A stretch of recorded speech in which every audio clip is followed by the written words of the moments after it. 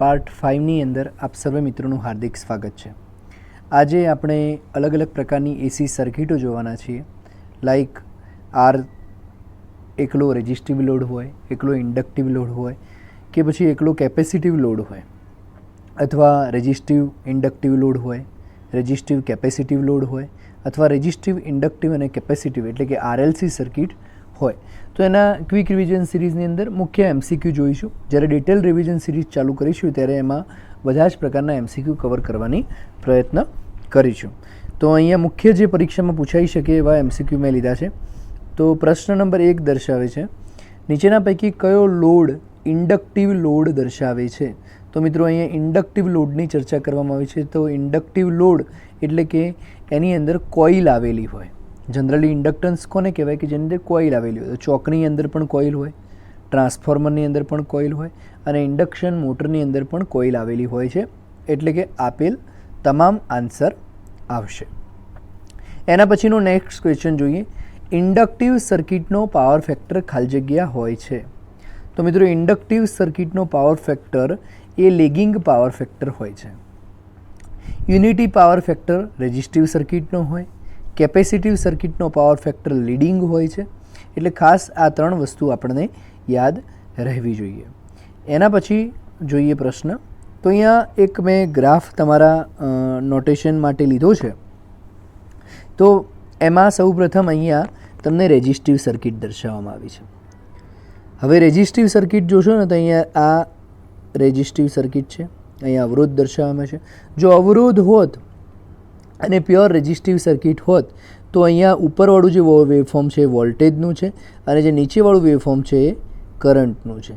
તો વોલ્ટેજ શરૂ જે પોઈન્ટથી થાય છે એ જ પોઈન્ટથી કરંટ શરૂ થાય છે, વોલ્ટેજ જે પોઈન્ટે પૂરો થાય છે એ જ પોઈન્ટે કરંટ પૂરો થાય છે, જે પોઈન્ટે શરૂ થાય છે એ પોઈન્ટે પૂરો થાય છે। એટલે કે બંને એક જ ફેઝની અંદર આવેલા છે। જો એ કે કઈ સર્કિટ હોય તો રેઝિસ્ટિવ સર્કિટ હોય તો। હવે ધારીએ કે એ ઇન્ડક્ટિવ સર્કિટ છે, તો ઇન્ડક્ટિવ સર્કિટમાં કેવું થશે? તો ઇન્ડક્ટિવ સર્કિટની અંદર જે કરંટ જે ફ્લો થશે એ વોલ્ટેજથી 90 ડિગ્રી પાછળ થશે। તો જો અહીંયા વોલ્ટેજ પસાર થઈ રહ્યો છે એના 90 ડિગ્રી પછી કરંટ પસાર થાય છે। ઓકે, વોલ્ટેજના 90 ડિગ્રી પછી કરંટ પસાર થાય છે। અને જો કેપેસિટિવ સર્કિટ હોય તો વોલ્ટેજ અહીંયા પસાર થાય છે એના પહેલાં કંઈક અહીંથી આપણો કરંટ પસાર થવાની શરૂઆત થઈ ચૂકી છે। તો આ મેઇન ડિફરન્સ હતો જે મેં તમને જણાવવાનો હતો ગ્રાફના આલેખન માટે, કે રેઝિસ્ટન્સની અંદર સેમ ફેઝમાં હોય, ઇન્ડક્ટન્સની અંદર કરંટ પાછળ હોય 90 ડિગ્રી અને કેપેસિટન્સ પ્યોર કેપેસિટિવ સર્કિટ હોય તો કરંટ 90 ડિગ્રી આગળ હોય। એના પછીનો પ્રશ્ન જોઈએ, ઇન્ડક્ટિવ રિએક્ટન્સનું સૂત્ર શું છે? તો અહીંયા મેં ઇન્ડક્ટિવ રિએક્ટન્સનું સૂત્ર તમને દર્શાવ્યું છે, XL બરાબર 2πfl। XL is equal to 2πfl। 2πfને આપણે ઓમેગા પણ કહી શકીએ, એટલે ઓમેગા એલ વડે દર્શાવી શકાય। જો કેપેસિટિવ રિએક્ટન્સ હોય, ઇન્ડક્ટિવ રિએક્ટન્સની સંજ્ઞા XL છે, કેપેસિટિવ રિએક્ટન્સની સંજ્ઞા XC છે અને એનું સૂત્ર છે 1/2πfc। એટલે કોઈ પૂછે કે ભાઈ કેપેસિટિવ રિએક્ટન્સ કે ઇન્ડક્ટિવ રિએક્ટન્સ ફ્રીક્વન્સી ઉપર આધાર રાખે તો હા રાખે। એટલા માટે જ ડીસી સર્કિટની અંદર રિએક્ટન્સ એટલે કે ઇન્ડક્ટન્સ કે કેપેસિટન્સ હોતા નથી, કારણ કે ડીસીની અંદર ફ્રીક્વન્સી આપણે ગઈકાલે ચર્ચા કરી હતી કે શું હોય છે, 0 હોય છે। તો ખાસ યાદ રાખવાનું કે ઇન્ડક્ટિવ રિએક્ટન્સ એટલે XL બરાબર 2πfl અને કેપેસિટિવ રિએક્ટન્સ XC બરાબર 2πfc થાય। હવે આ બે કેસની વાત કરીએ કે જો XL વધારે હશે XC કરતાં, તો જ્યારે કોમ્બિનેશન હોય LC સર્કિટનું એટલે કે ઇન્ડક્ટિવ કેપેસિટિવ સર્કિટનું કોમ્બિનેશન હોય અને જ્યારે XL વધારે હોય XC કરતાં તો સર્કિટનું નેચર ઇન્ડક્ટિવ ગણાય, અને જો XC વધારે હોય XL કરતાં તો સર્કિટનું નેચર કેપેસિટિવ ગણાય। તો ટોટલ સર્કિટનો જ્યારે આપણે રિએક્ટન્સ શોધવો હોય તો ટોટલ રિએક્ટન્સ બરાબર XL માઇનસ XC। ખાસ ધ્યાન રાખવાનું, જે મોટું હોય એમાંથી નાનું બાદ કરીએ એટલે બીજું ઓર કરીને XC માઇનસ XL પણ લઈ શકાય। અને સર્કિટનો ઇમ્પિડન્સ એટલે કુલ અવરોધ જો શોધવું હોય, ઇમ્પિડન્સનો યુનિટ શું છે? ઓહમ જ છે. ઇમ્પિડન્સનો એકમ શું છે? ઓહમ જ છે. જો આ સર્કિટનો કુલ અવરોધ જ્યારે આર, એલ અને સી વાળી સર્કિટ હોય તો એનો કુલ અવરોધ શોધવું હોય તો આનું તો ડાયરેક્ટલી આપણે આર સ્ક્વેર લઈ શકીએ, પણ આના માટે રિએક્ટન્સ કન્સિડર કરવું પડે, એટલે એક્સએલ અને એક્સસી. અને હંમેશા યાદ રાખવાનું કે એક્સએલ અને એક્સસી વિરોધી નેચરના હોવાના કારણે બંનેની અંદર બાદબાકી થતી હોય છે, અને જેનો જે ટોટલ ઇક્વિવેલન્ટ આપણને મળે એક્સટી, એનો આપણે આરની અંદર સરવાળો કરતા હોય છે. વર્ગમૂળની અંદર આર સ્ક્વેર પ્લસ એક્સટી સ્ક્વેર વડે દર્શાવવામાં આવતું હોય છે. એના પછીનો પ્રશ્ન જોઈએ, કયો લોડમાં પાવર ફેક્ટર યુનિટી હોય છે? મેં તમને આગળ જણાવ્યું એ પ્રમાણે રેઝિસ્ટિવ સર્કિટની અંદર પાવર ફેક્ટર યુનિટી હોય, ઇન્ડક્ટિવ સર્કિટની અંદર પાવર ફેક્ટર કેવું હોય? લેગિંગ હોય, અને કેપેસિટરની અંદર લીડિંગ હોય છે. ઇન્ડક્ટન્સ અને ઇન્ડક્ટિવ રિએક્ટન્સનો સિમ્બોલ શું હોય છે? તો ઇન્ડક્ટન્સ એટલે આપણે એચ વડે દર્શાવતા હોઈએ છીએ અને એનો એકમ છે હેનરી. ઇન્ડક્ટિવ રિએક્ટન્સનો ને આપણે મેં તમને આગળ જણાવ્યું પ્રમાણે એક્સએલ વડે દર્શાવતા હોઈએ છીએ. કેપેસિટન્સને આપણે સી વડે દર્શાવતા હોઈએ છીએ અને એનો એકમ છે ફેરાડે. કેપેસિટિવ રિએક્ટન્સને આપણે એક્સસી વડે દર્શાવતા હોઈએ છીએ. તો આ બધી વાતો આપણને ખ્યાલ હોવી જોઈએ. અહીંયા મેં ફેઝર ડાયાગ્રામ તમારી માટે દોર્યો છે. ઇલેક્ટ્રિકલ ડાયાગ્રામને આપણે બે રીતે દર્શાવી શકીએ. એક તો આપણે આ રીતે જ જોયું કે અહીંયા આ કરંટનું વેવફોર્મ હતું, એની ઉપર આ વોલ્ટેજનું વેવફોર્મ હતું. જ્યારે આર સર્કિટ હોય તો એલ હોય તો અહીંથી કરંટ સ્ટાર્ટ થતો હતો, અને સી હોય તો અહીંથી, એટલે કે એની આગળથી ચાલુ થતો હતો. આપણે જોયું. પણ આનું આ તમારે જો ફેઝર ડાયાગ્રામની અંદર દર્શાવવું હોય તો અહીંયા દર્શાવવું પડે આર, એક પોઝિશન જે ફિક્સ છે જ્યારે ફેઝમાં હોય, એટલે કારણ કે ફેઝમાં કેવી રીતે દર્શાવ્યું આપણે તમને ક્લિયર ખ્યાલ આવી જશે. તમારે અહીંયા વોલ્ટેજ, હંમેશા આપણે વોલ્ટેજને કેમ અહીંયા વેવફોર્મમાં પણ મોટું રાખીએ છીએ? કારણ કે વોલ્ટેજ 230 હોય તેની સામે કરંટ કેટલો હોય છે? 5 એમ્પિયર જ હોય છે, એટલે કરંટનું વેવફોર્મ હંમેશા નાનું દર્શાવવું પડે. બરાબર. હવે આપણે વાત કરતા હતા ફેઝર ડાયાગ્રામની. તો ફેઝર ડાયાગ્રામમાં આપણે વોલ્ટેજ અહીંયા દર્શાવ્યું, પણ વોલ્ટેજના ફેઝમાં જ કરંટ હોવાના કારણે કરંટ અહીંયા દર્શાવ્યું. એટલે આ જે ડાયાગ્રામ બન્યો એ આરનો બન્યો. સમજાયું હશે તમને? વી અહીંયા લખાય, આઈ અહીંયા લખાય. હવે આપણને મેં તમને વાત કરી કે વી તો એ જ પોઝિશનમાં લેવાનું, પણ એના કરતાં 90 ડિગ્રી આગળ હોય તો એને શું કહેવાય?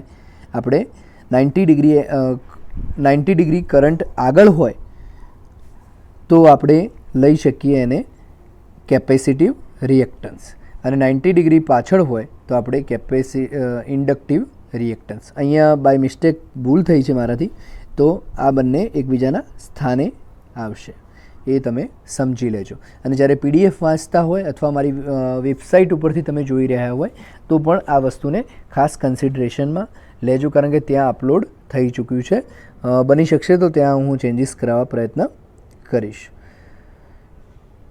એના પછીનો પ્રશ્ન જોઈએ મિત્રો, શુદ્ધ કેપેસિટર સર્કિટનો પીએફ, અગેન પાવર ફેક્ટરની વાત આવી તો એનો આપણે વાત કરી હતી કે લીડિંગ હોય છે. તો આ બધા બહુ બેઝિક એમસીક્યુ લીધેલા છે આપણે. એસી સર્કિટમાં એડમિટન્સ એ ખાલી જગ્યાનો વ્યસ્ત છે.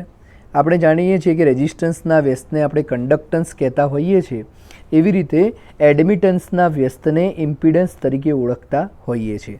જેવી રીતે રેઝિસ્ટન્સનો યુનિટ ઓહમ છે અને કન્ડક્ટન્સનો યુનિટ મોહ, એટલે કે ઓહમથી ઉલટો મોહ છે.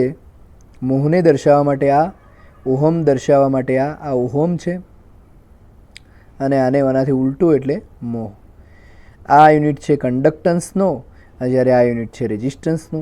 એવી રીતે આ યુનિટ છે ઇમ્પિડન્સનો અને આ યુનિટ છે એડમિટન્સનો.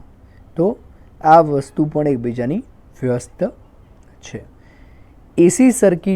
ઇલેક્ટ્રિકલ સર્કિટની અંદર લો પાવર ફેક્ટરનું કારણ શું હોય છે?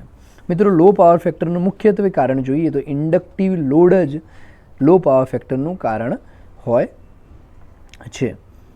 એના પછીનો પ્રશ્ન જોઈએ, ઓછા પાવર ફેક્ટર માટે નીચેના પૈકી કઈ ડિવાઇસ જવાબદાર છે? તો ઓછા પાવર ફેક્ટર માટે કેપેસિટર સોરી, અહીંયા મેં હાઇલાઇટ કરેલું હતું એટલે બટ નેચરલી બોલાઈ ગયું. ઓછા પાવર ફેક્ટર માટે નીચેના પૈકી કઈ ડિવાઇસ જવાબદાર નથી? જો પ્રશ્નની સિરીઝ મેં બનાવેલી છે, પ્રશ્નની ચર્ચા હું કરી રહ્યો છું, છતાં પણ વાંચવાની અંદર ક્યાંક મિસ્ટેક થઈ જતી હોય છે, એટલે ખાસ ધ્યાન રાખવાનું. નથી છેવાળા પ્રશ્નોમાં બહુ પ્રોબ્લેમ થતો હોય છે. પ્રશ્ન પૂછાય કે ફ્યુઝ શેમાં વપરાતો નથી અને નીચે ફેઝ અને ન્યુટ્રલ હોય અને ફ્યુઝ શેમાં વપરાતો નથી એમ જોઈને ડાયરેક્ટ ફેઝ સિલેક્ટ કરી દઈએ તો જવાબ ખોટો પડી જતો હોય છે. તો ફ્યુઝ ન્યુટ્રલમાં વપરાતો નથી, ફેઝમાં વપરાય છે. એવી રીતે અહીંયા પ્રશ્ન હતો કે કઈ ડિવાઇસ જવાબદાર નથી, તો કેપેસિટર એ જવાબદાર નથી. તમામ બાકીની જે ડિવાઇસ છે એ ઓછા પાવર ફેક્ટર માટે જવાબદાર છે. એના પછીનો પ્રશ્ન જોઈએ. જો સપ્લાય ફ્રિકવન્સી 50 હર્ટ્ઝમાંથી 100 હર્ટ્ઝ કરવામાં આવે તો ઇન્ડક્ટિવ રિએક્ટન્સની અંદર શું ફરક પડતો હોય છે? જો 50 હર્ટ્ઝમાંથી 100 હર્ટ્ઝ કરવામાં આવે તો આપણે અભ્યાસ કર્યો કે XL બરાબર 2 πfL થાય. હવે એફની કિંમત પહેલાં 50 હતી, એમાંથી 100 કરી દીધી એટલે ગુણ્યા 2 કરી, તો આ વેલ્યુ શું થઈ જવાની? જે જવાબ આવતો હશે એના ગુણ્યા 2, એટલે કે બમણી થઈ જવાની. તો આવા ક્યારેક સરળ પ્રશ્ન પૂછાતા હોય અને આપણને સમજવામાં મિસ્ટેક થતી હોય, એટલા માટે જ આપણે ક્વિક રિવિઝન સિરીઝ ચાલુ કરી છે. કાલે આપણે 3 ફેઝ એટલે કે પોલીફેઝના બેઝિક MCQની ચર્ચા કરીશું અને આપણી સિરીઝ આ રીતે આગળ વધતી રહેશે. વધુમાં તમને વાત એવી કરવાની કે નીચે કેટલીક લિંકો પણ હું મૂકતો હોઉં છું. લિંકોમાં તો કોઈને ડીમેટ એકાઉન્ટ ખોલાવવું હોય, આ ઉપરાંત ઇન્સ્યોરન્સ પરચેઝ કરવો હોય તો અમારી પાસેથી કરી શકો છો. અમારી પાસે તમને જે રેટ મળશે, અત્યારે એક ઓફર ચાલી રહી છે કે 2 વ્હીલરના ઇન્સ્યોરન્સ.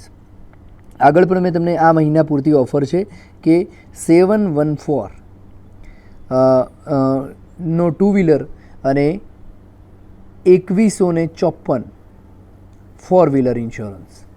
તો આ સ્પેશિયલ રેટ અત્યારે ચાલી રહ્યા છે. આપ મને પોલિસી અથવા આપના RC બુક વોટ્સએપ કરવા માટે આ નંબર ઉપર સંપર્ક કરી શકો છો.